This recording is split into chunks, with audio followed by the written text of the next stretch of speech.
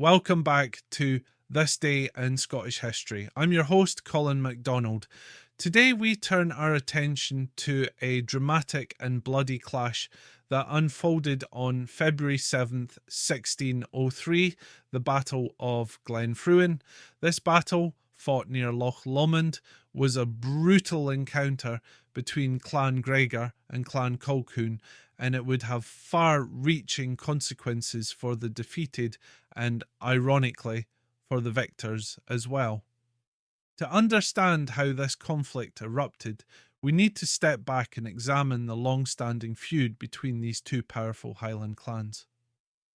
By the late 16th century, tensions between the Gregor and Colquhoun families had been simmering for years. The MacGregors were a proud but often persecuted clan, known for their warrior spirit and resistance to external authority. The Colquhouns, meanwhile, were a wealthy and influential Lowland clan with strong ties to the Scottish crown. The immediate cause of the battle stemmed from a series of disputes over land and cattle raiding. Cattle theft or reaving was common in the Highlands, and both clans had accused each other of repeated raids.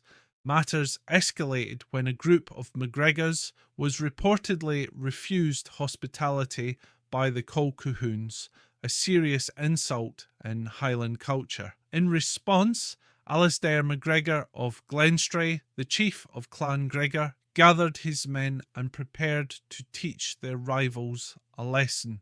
The Colquhouns, knowing that conflict was imminent, sought assistance from allies, including some local Lowland forces. Sir Alexander Colquhoun led an army of around 300 men, including cavalry, and positioned them in Glen Fruin, a narrow valley near Loch Lomond. It was here that they intended to ambush the MacGregors. However, Alastair MacGregor was a skilled strategist. He led his men, numbering only about 400, through the hills and managed to outflank the Colquhouns, trapping them in the glen. What followed was a devastating slaughter. The heavily armed Colquhouns, despite their superior numbers and mounted soldiers, were no match for the fierce Highland warriors who swarmed them from multiple directions. Some 200 men of Clan Colquhoun and their allies were killed in the battle, while casualties on the MacGregor side were reportedly very light. One of the most tragic aspects of the battle was the fate of a group of students from Dumbarton who had accompanied the Colquhoun forces, possibly as observers or as part of their education in military affairs. According to some accounts, these young men were also killed in the chaos, further fueling outrage against the MacGregors.